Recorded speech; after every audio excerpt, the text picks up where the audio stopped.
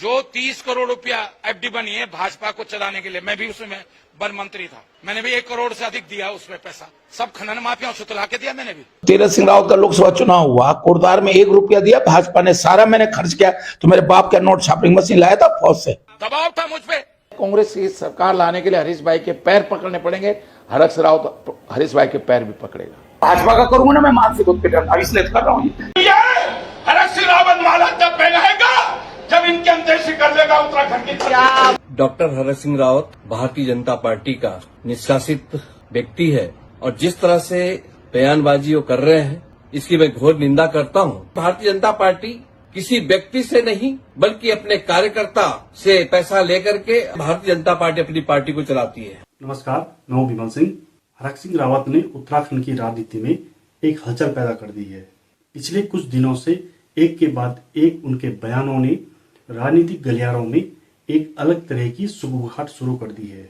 उत्तराखंड की राजनीति में लगभग हाशिए पर जा चुके हरीश सिंह रावत अब अचानक सक्रिय हो गए हैं और अपने बयानों से भाजपा और भाजपा सरकार को लगातार असहज करते जा रहे हैं।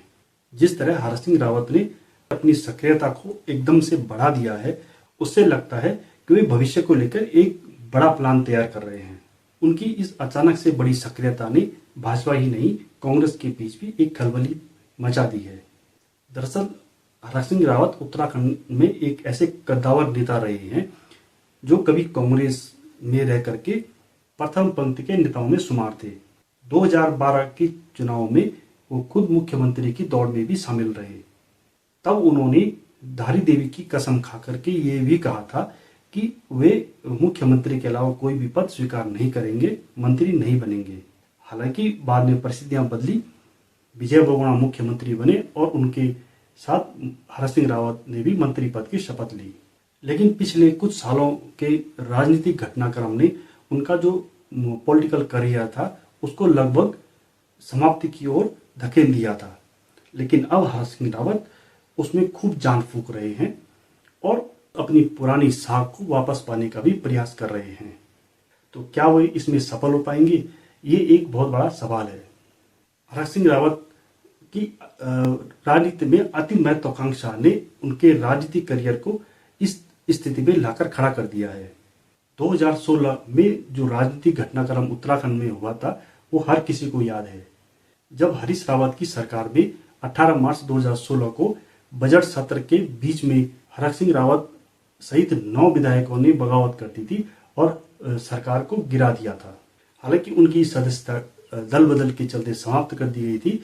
बाद में उत्तराखंड में राष्ट्रपति शासन लगा और सुप्रीम कोर्ट के निर्देश पे फ्लोर टेस्ट हुआ जिसमें हरीश रावत की सरकार दोबारा से बन गई। हरीश रावत को डाउन करके खुद उत्तराखंड के टॉप लीडरशिप में शामिल होना चाहते थे, लेकिन ऐसा हो नहीं पाया। जब उन्होंने भारतीय जनता पार्टी ज्वाइन की तो 2017 में उनको कोटद्वार से भाजपा ने टिकट दिया, वही जीते भी। जैसा कि उनका रिकॉर्ड रहा है, वो जब भी चुनाव लड़े हैं उन्होंने चुनाव जीता है और हर बार वो अलग विधानसभा क्षेत्र से ही चुनाव लड़ते हैं और अच्छे मार्जिन से जीत भी जाते हैं।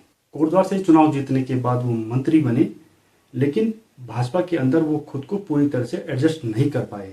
सरकार के साथ उनकी खटपट की खबरें आती रही और 2022 चुनाव के ऐन वक्त पे भाजपा ने उनको पार्टी से बाहर कर दिया, जिसके बाद हरीश सिंह रावत लगभग राजनीति में बिल्कुल हाशिए पर पहुंच गए थे।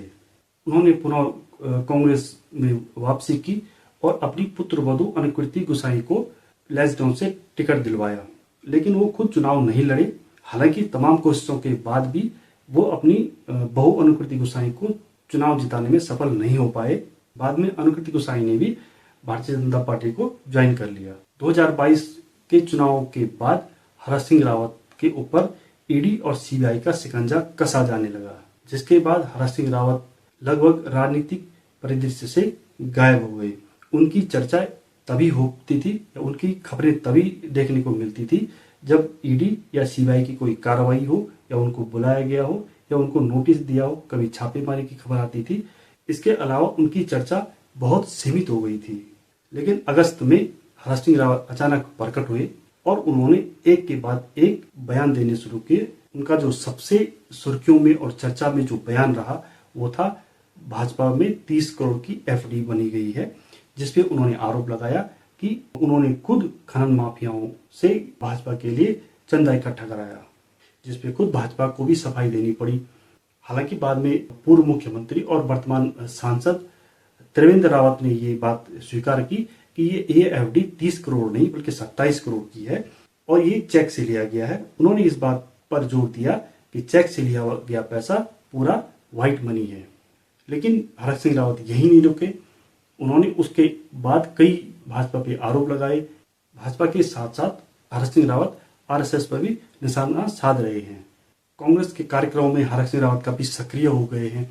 कई धरने, प्रदर्शन, रैलियां, जुलूस में वो शामिल हो रहे हैं। उनकी इस स्थिति ने भाजपा के साथ कांग्रेस में भी एक खलबली मचा दी है। एक समय जब हरक सिंह रावत खबरों से पूरी तरह से गायब हो गए थे, आज स्थिति यह है कि चाहे न्यूज चैनल हो, अखबार हो, सोशल मीडिया, हर तरफ हरक सिंह रावत के बयान छाए हुए हैं, उनके वीडियो चल रहे हैं। कोई भी स्थानीय न्यूज चैनल हो, यूट्यूबर हो, सबको हरक सिंह रावत इंटरव्यू दे रहे हैं और बेबाकी से अपनी बात को रख रहे हैं।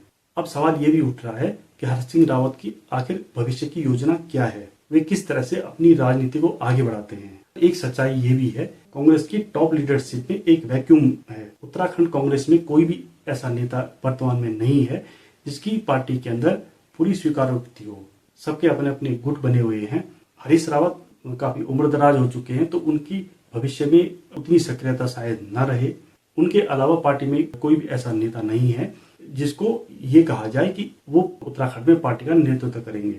तो कहीं न कहीं हरक सिंह रावत उस जगह पे खुद को भी शायद रखना चाहते होंगे, क्योंकि भविष्य में फिर संभावनाएं उनकी बनी रहेंगी। हालांकि कांग्रेस के नेता भी उनको अभी पूरी तरह से स्वीकार नहीं कर पाए हैं, क्योंकि 2016 में जो हरक सिंह रावत के नेतृत्व में कांग्रेस सरकार के साथ हुआ था, उसको कई नेता अभी भी भुला नहीं पाए हैं। अब देखना ये होगा कि उनकी ये सक्रियता और उनकी बयानबाजी और उनके भविष्य को लेकर योजना किस ओर जाती है और वो आखिर उत्तराखंड में किस तरह से खुद को एडजस्ट कर पाते हैं। उन्होंने कांग्रेस के एक कार्यक्रम में यहाँ तक कह दिया कि वे माला तभी पहनेंगे जब वो उत्तराखंड से भाजपा को पूरी तरह से खत्म कर देंगे।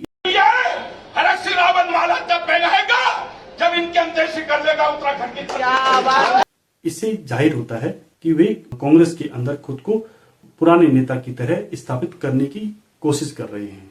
हालांकि हरक सिंह रावत की ये सच्चाई भी रही है कि उन्होंने जहां से भी चुनाव लड़ा है वे जीते हैं और 10 से 15 दिन में वो चुनाव का माहौल बना देते हैं। लेकिन आज की इन बदली परिस्थितियों में क्या हरक सिंह रावत उतनी ही कारगर साबित हो सकते हैं या खुद को उसी तरह से स्थापित करने में सफल हो पाते हैं, ये देखना बहुत दिलचस्प होगा। हरक सिंह रावत की सक्रियता कहीं न कहीं उत्तराखंड की राजनीति में एक रोमांचक मोड़ जरूर लेकर के आएगी, जिसका असर 2027 में उत्तराखंड के विधानसभा चुनाव में देखने को मिल सकता है। आज के वीडियो में इतना ही। वीडियो को लाइक कीजिए, चैनल को सब्सक्राइब जरूर करना। नमस्कार।